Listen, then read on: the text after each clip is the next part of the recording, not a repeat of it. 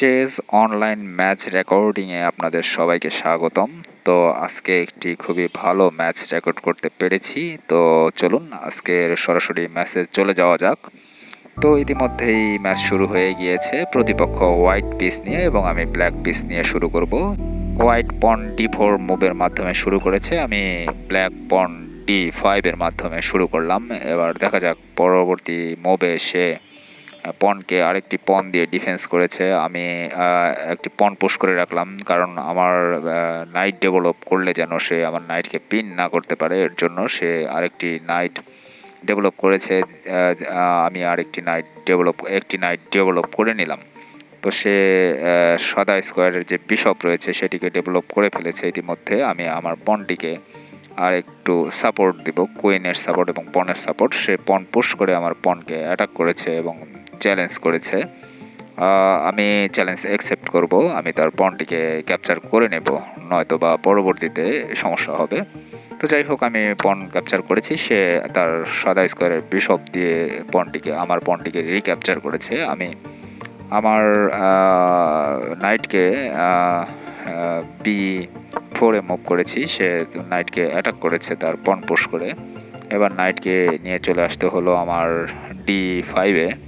তো এটার কারণ হচ্ছে আমি নাইটকে আবার সে আরেকটি পন দিয়ে অ্যাটাক করেছে। তো এবার আমি নাইটকে সরিয়ে তার বিশপকে অ্যাটাক করেছি। আমি তো ভেবেছিলাম সে আমার বিশপ নাইটের সাথে এক্সচেঞ্জ করে নেবে, তা করেনি। যাই হোক, এবার সে নাইটকে পিন করেছে কুইনের লাইনে। তো আমি আমার কালো স্কোয়ারে থাকা যে বিশপ রয়েছে সেটিকে নাইটের সাপোর্টে নেব।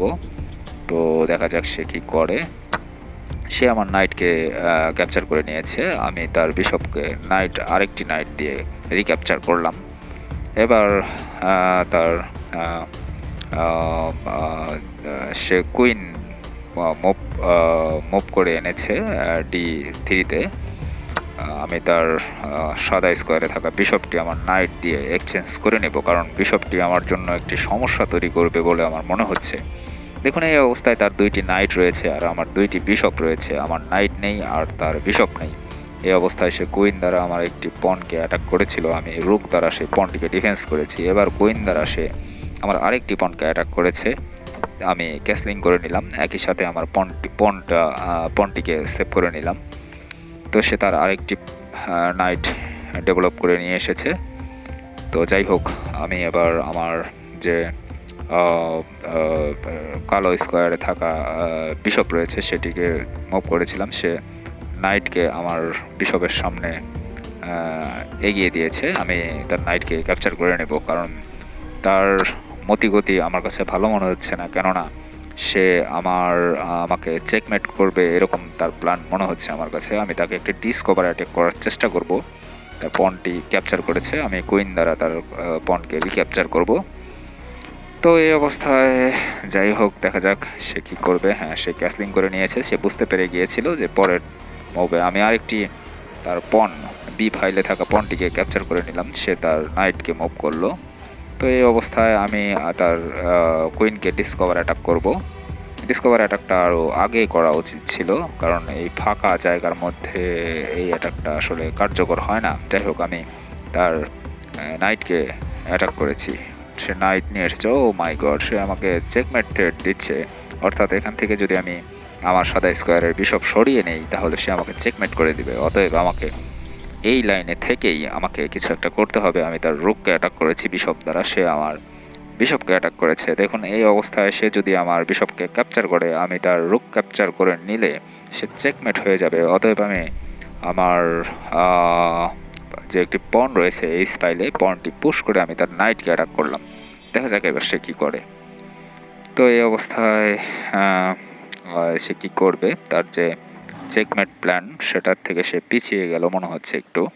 নাইটকে সেভ করে নিয়েছে। তো যাই হোক, নাইটকে আমি আবার অ্যাটাক করেছি। আমি নাইটকে ক্যাপচার করব, কারণ হচ্ছে নাইটটি একটি সমস্যা তৈরি করছে বলে আমার কাছে মনে হচ্ছে।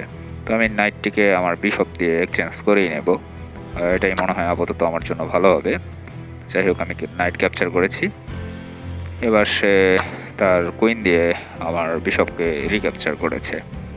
তো এবার দেখা যাক সে কী করে। এবার আমি একটি চেক দেব কিনা তার আগে একটি চ্যালেঞ্জ করে নিই আগে। সে যদি আমার রুক ক্যাপচার করে তাহলে সে একটি বিশাল সমস্যায় পড়বে, তার একটি রুক চলে যাবে। সে কুইন নিয়ে এসে পড়েছে E6-এ তার পনকে ডিফেন্স করার জন্য। সে বুঝে গেছে আমি মানে আমাকে একটি চেক দিয়েছিল। যাই হোক, আমি আমার কিংটিকে চেক থেকে সরে গেলাম। এবার সে আমার কুইনকে অ্যাটাক করেছে তার রুক দিয়ে। এবার আমি তাকে একটি চেক দিব। এবার দেখা যাক, অবশ্যই সে তার কিংকে সরিয়ে নেবে। হ্যাঁ, সে তার কিংকে সরিয়ে নিয়েছে। এবার আমি তার কুইনকে আমার রুক দ্বারা অ্যাটাক করব। তো রুক দ্বারা তার কুইনকে অ্যাটাক করেছি। এবার দেখা যাক সে কি করে।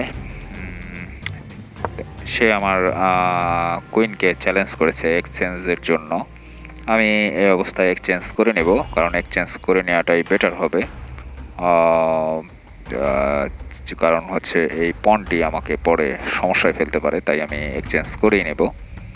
তো যাই হোক, আমি কুইন ক্যাপচার করে নেব তার কুইন। হ্যাঁ, ক্যাপচার করেই নেব, সেটাই ভালো হবে। আমি ক্যাপচার করে নিলাম এবং সে পন দিয়ে আমার কুইন রিক্যাপচার করে নিল। এবার আমি রুক দিয়ে তার পনকে অ্যাটাক করব। এবার সে আমার একটি পন ক্যাপচার করলো রুক দিয়ে।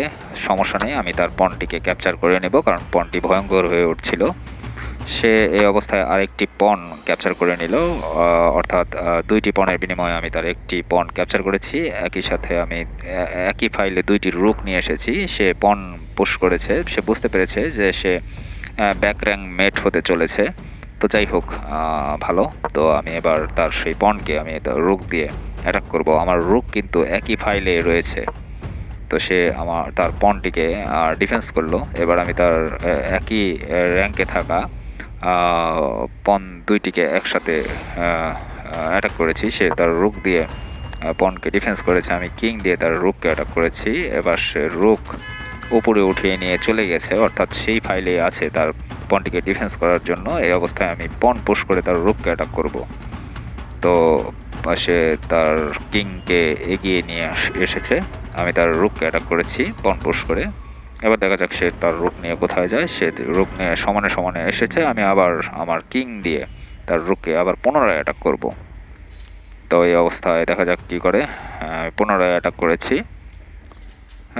এবার সে আমার এ ফাইলে থাকা পনকে ক্যাপচার করে নিয়েছে, আমি তার এফ ফাইলে থাকা পনটিকে ক্যাপচার করে নিলাম। এবার সে আমাকে একটি চেক দিয়েছে, আমাকে সরতে হবে, আমি সরে যাব। তো দেখা যাক এবার কি করে। তো এবার অপেক্ষা করছি, আবার আরেকবার চেক দিয়েছে। এবার উপরে চলে যাব, আমি নিচে থাকবো না, ওপরে চলে যেতে হবে আমাকে। তো সে তার কিং পুশ করে সামনে নিয়ে চলে এসেছে। আমি আমার রুককে ওপরে অর্থাৎ 3 নাম্বার র্যাঙ্কে নিয়ে চলে গিয়েছি, দুইটি রুক একই সাথে। উদ্দেশ্য হচ্ছে তার কিংকে একটি চেক দেব। সে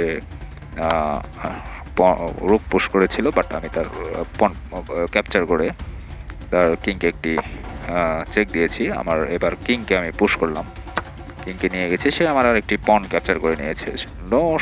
কোনো সমস্যা নেই, আমি তাকে আরেকটা চেক দিব, অর্থাৎ এটা সে ভুল করে ফেলেছে। দেখুন, সে কিন্তু তার আরেকটি রুককে ব্যবহারই করেনি, ওই শুধু একটা পনের মায়াতে সে ফেসে গিয়েছে ওখানে।